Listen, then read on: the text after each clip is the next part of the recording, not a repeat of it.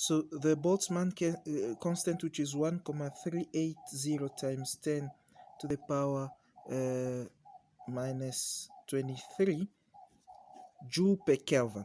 Okay, so that is the charge of an electron. So that's how you normally calculate the thermal voltage, thermal noise voltage, VT, which influences how much collector current we get out of a transistor when a VBE is applied to it. So that's the physics behind it, but we will have to know this equation because it's a very important equation that shows or that guides the fact that a transistor, when used in active region, behaves like an amplifier. Now, most of times when you use that under normal temperature conditions, and that is at a temperature theta of 25 degrees Celsius, which in degree Kelvin correspond to 25 plus 273 comma something. So we're just gonna round it 273 degree Kelvin, which is about 298 Kelvin. So if we calculate VT at under normal temperature at 25 degrees Celsius, we get KT over Q, which will give 1,380 times 10 to the power minus 23 times 298 divided by 1,602 times 10 to the power minus 19, which is the charge of an electron. So that gives us 1,380 times 10 to the power minus 23 times 298 divided by 1,602 10 to the minus 19. Of course, if you keep all the values after the comma, you get about, and we often approximate that to 25 millivolt. That's what VT is under normal conditions, meaning at room temperature. Normal condition also means at room temperature, right? At room temperature. That's what it also means. Very important to remember. So now, going back to what we were trying to say is that now we've got VBE applied on the inputs high enough than 0.7, which so that it must be able to forward bias the EBJ junction to a NPN or PNP BJT.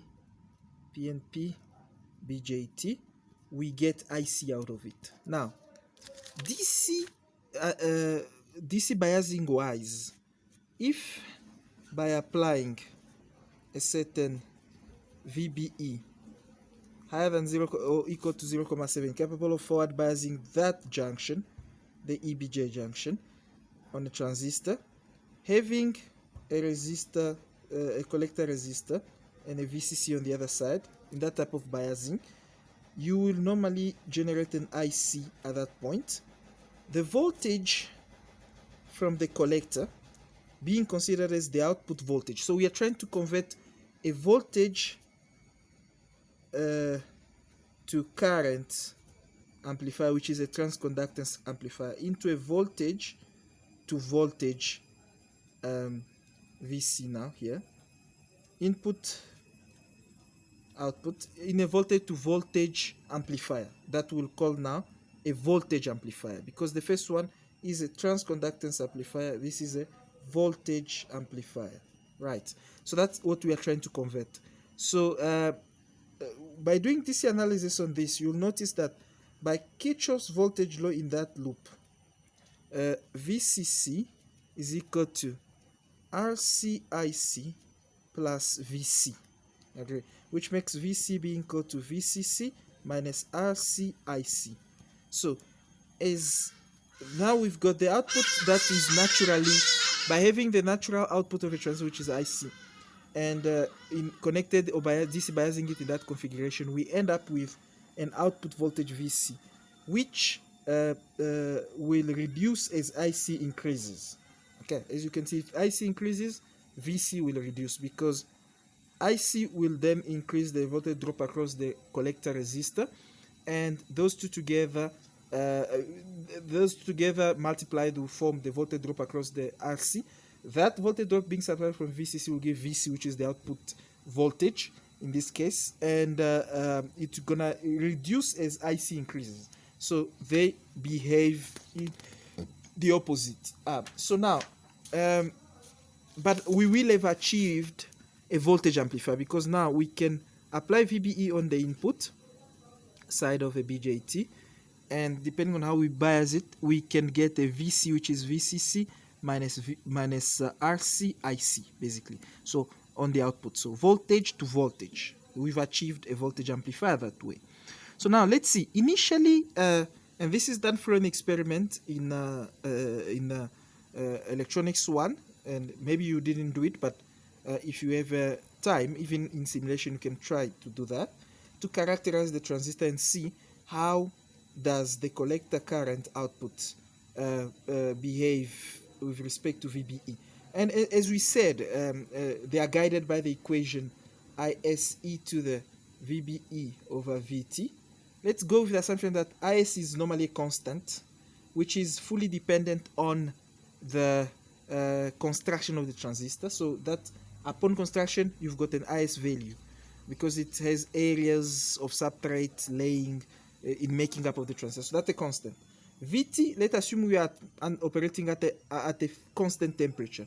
So VT being equal to K, which is a constant, Q, which is a constant, T is the only variable parameter. Let's say now the temperature we are operating the transistor is constant for some reason. If we're operating it in under constant or more or less constant conditions, then VT becomes also constant. So we can only vary VBE. So IC is dependent on VBE. So in the lab, if you were to vary VBE and see how IC is generated, you can see that the relationship between the two is exponential, first of all, and positive exponential. Remember from mathematics, you learned that exponential functions can be either increasing or decaying. Or decaying. They can either be increasing or decaying.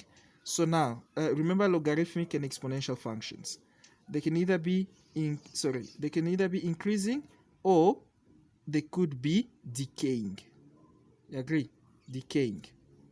So now, in this case, the exponent is positive because we're dividing two positive voltages, because VB has to be positive because it has to be, the EBJ junction must be forward biased.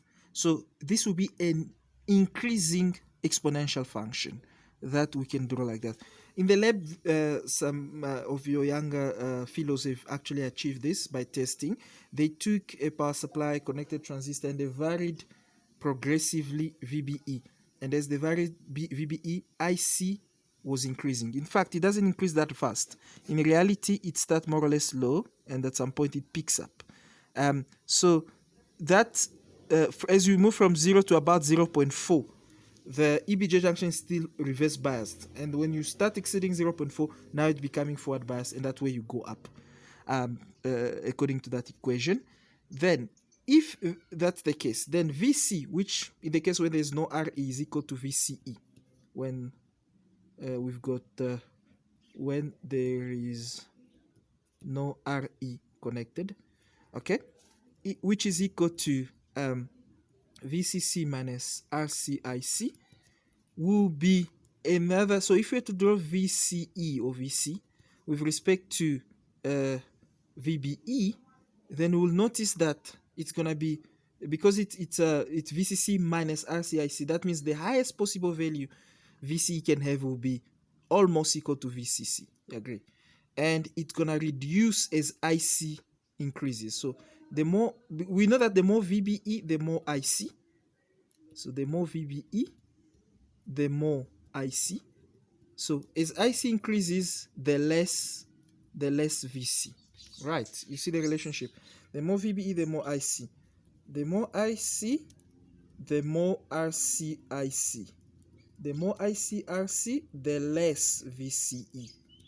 You agree? According to that equation.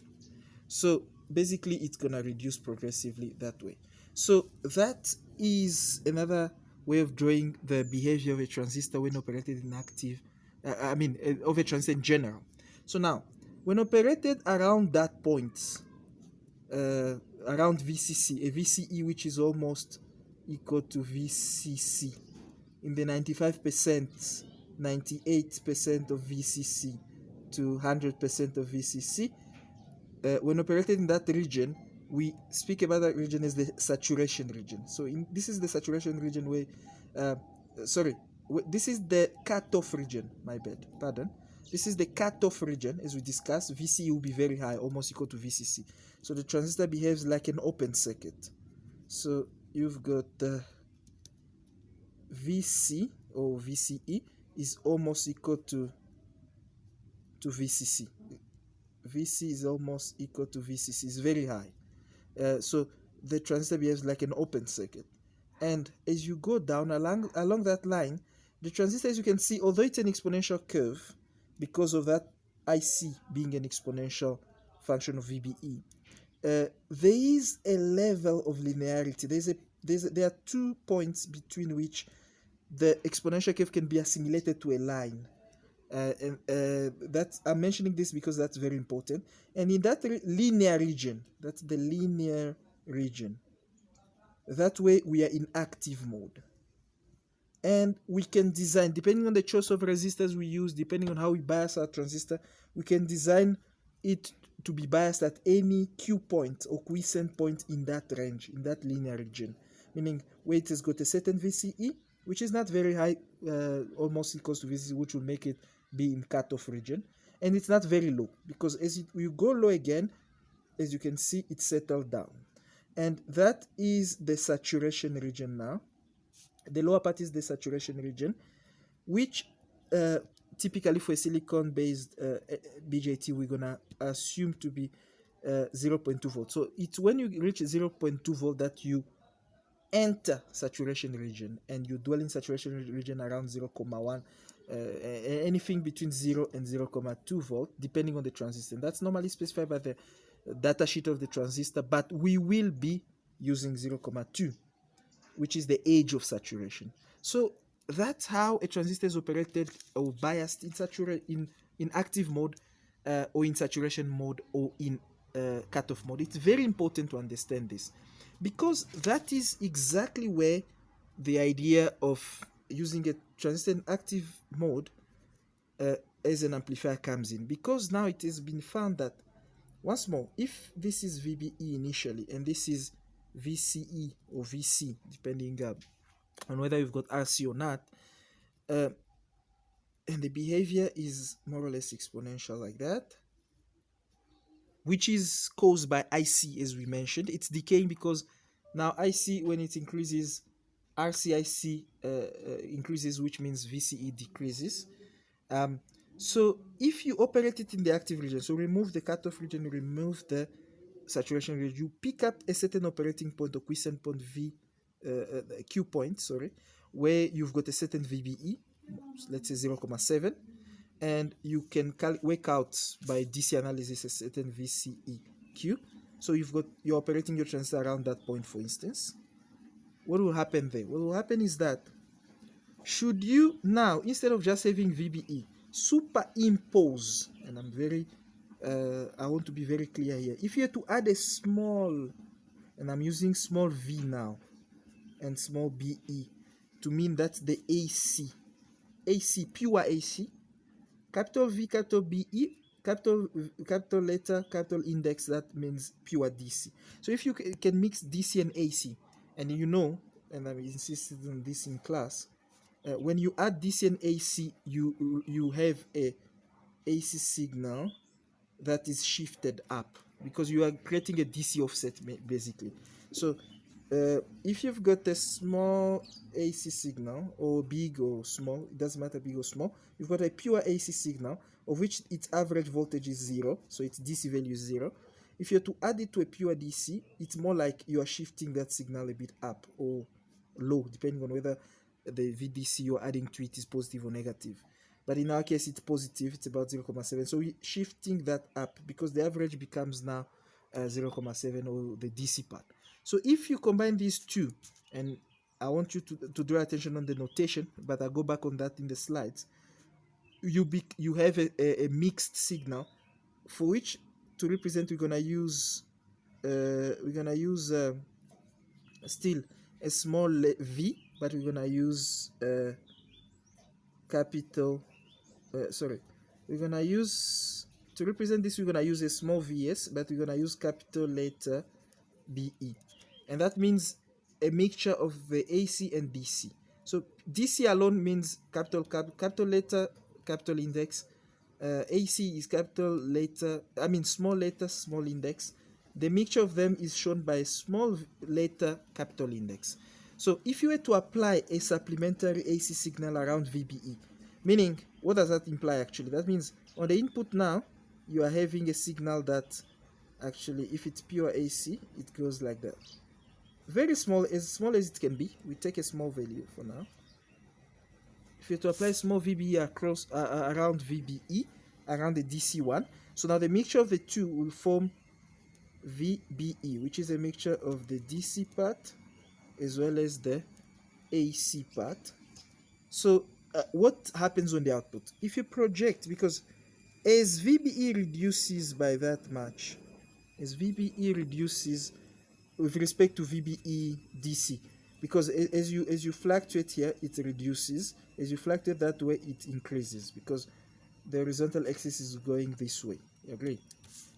So as VBE reduces by that much amplitude AC wise, what is the consequence on VCE? If you project that point up to the line, you're gonna get somewhere there, right? And if as VBE increases, sorry, let's go back to reducing. As VBE reduces by that much, that small AC amplitude to the left, meaning reducing, what happens to VCE on the output side, or VC, depending on whether you've got RE, is that it increases, it goes up. As you can see, we pick up that point there. So it goes up.